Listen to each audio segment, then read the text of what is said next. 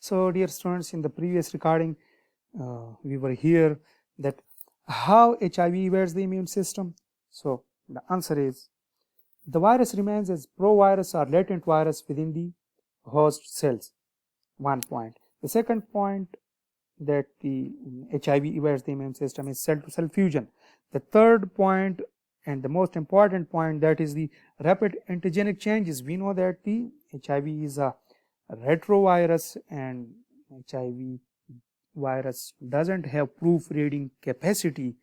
So millions of virus variants are present in infected person. These are the points due to which HIV evades the immune system.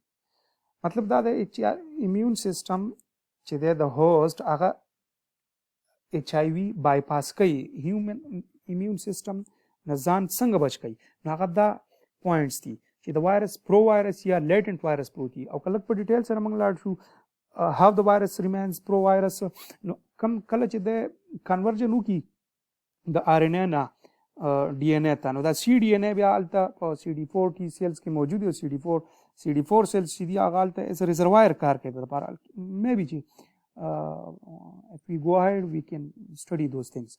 अब दगा time के दा virus is a latent virus yo latent मंग already we latent सता हुई है ना. No, यो point दगा शो बल point cell to cell fusion there adjacent cell तब जी नो कम cell के defense mechanism activate की भी देती बल cell तलाड़ शी दगा से rapid antigenic changes दी चे high mutation rate है और these या तो variants produce की no host cells या defense mechanism of the host आगा बा the कम variant तपारा बा आगा defense mechanism activate की या activate की. These are the reason, these are the points due to which HIV evades the immune system of the host. The HIV, the infectiveness of pathogenicity babara ke also points mangawe. Next we are going to study to know about a little about the stages of HIV infection. So let's start the stages of HIV infection. Here in the stages of HIV infection, the progress of HIV infection in adults can be divided into 3 clinical phases. 3 clinical phases की divide कर show है the HIV infection stages या progress और आगे के चीज़ें ना और ने number the phase 1. The phase 1 where the viral RNA reach an amount of 10 million viral RNA molecules per milliliter of blood plasma in the first week or so of the infection. Coming up with more details, HIV infection in the beginning that day these our host response for the home these rusto byaga scenario change ki. The infection may be asymptomatic. So in phase 1 the viral RNA amounts 10 million molecules per ml of the blood plasma. And the second point in the phase 1 regarding the symptoms, so the infection may be asymptomatic or cause lymphadenopathy, which means the swollen limbs and nodes, swollen lymph nodes. So in the stages of HIV infection, we have 3 clinical phases. In the first phase we talked about, and now we are moving towards the second phase of the HIV infection. The second clinical phase is in which the number of CD4 T cells decline steadily. Slowly the CD4 T cells decline. So the decline of the CD4 T cells weaken the immune response, weaken the immune system, and there may be a few serious diseases appears like the infection caused by Candida albicans, which is an opportunistic pathogen and cause infection in the mouth. They can cause infection in throat, or they can cause vaginal infection in the phase 2. So in phase 2, 2 points, that one point is the decline in the CD4 T cells. The second point is the appearance of few serious diseases due to the weakened immune system. There may be fever or diarrhea in the second phase, and usually it appears in the second phase, the fever and diarrhea. But the presence of Candida albicans infection in mouth and throat or vaginal infection by the C. albicans is mandatory point to that we can say that this is the phase 2, clinical phase 2 of the progress of the HIV infection. Other opportunistic pathogens which cause some diseases include like oral leukoplakia, which is resulted from the reactivation of latent Epstein-Barr virus. Or latent Epstein-Barr virus is the leukoplakia is having whitish patches on the oral mucosa. Similarly, shingles may appear, and other indications of declining immunity may appear. Other indications include rest of the things like the infections of opportunistic pathogens in other parts of the body. So this is the second phase of the progress of HIV infection in the clinical phase.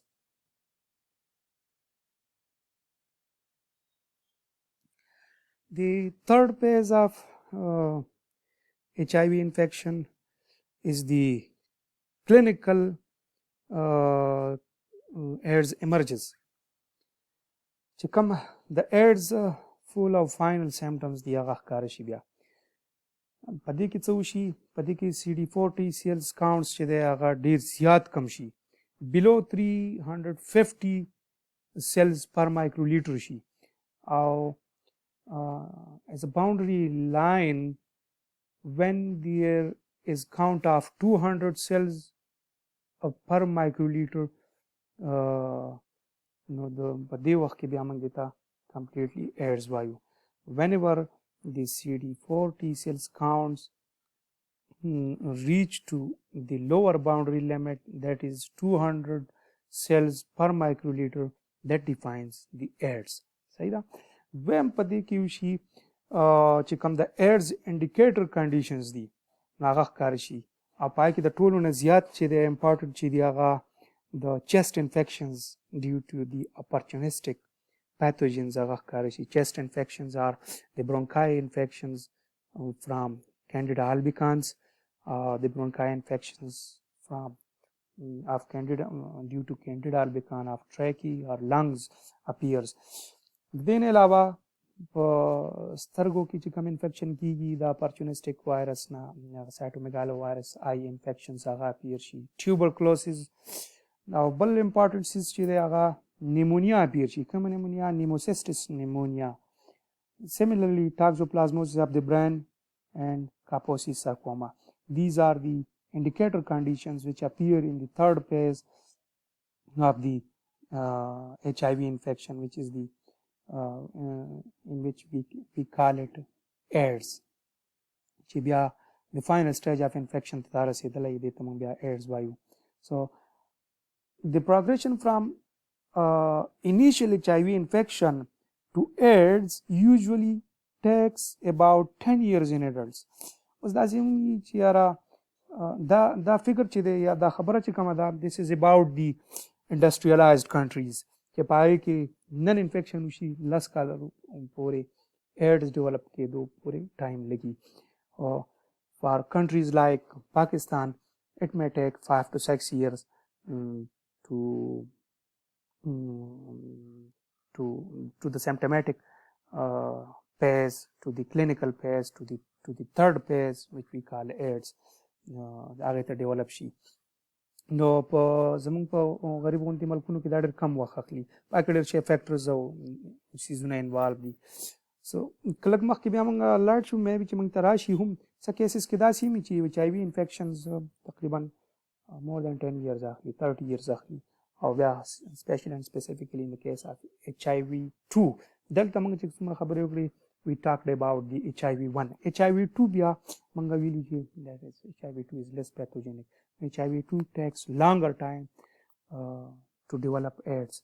30 saal pore actually, for example, you said 30 years, 40 years, 30 years ke paras ka infection show hai. maybe ديرش کاله اخلي maybe دا غنه مخکې هغه ته بل څه چل شوی دی هغه خپل life span یا life time پوره کی before the symptoms appear, the symptoms of the AIDS appear. Now this is the third phase and in which the clinical AIDS emerges, and here in the third phase the CD4 T cells counts are below 350 cells per microliter, and the indicator conditions of the AIDS appear, such as Candida albicans infections of bronchi, trachea or lungs. Similarly, cytomegalovirus eye infections appears, tuberculosis may occur, pneumocystis pneumonia, toxoplasmosis of the brain, and Kaposi sarcoma. These are the indicator conditions which appear in this third phase of the which we call AIDS.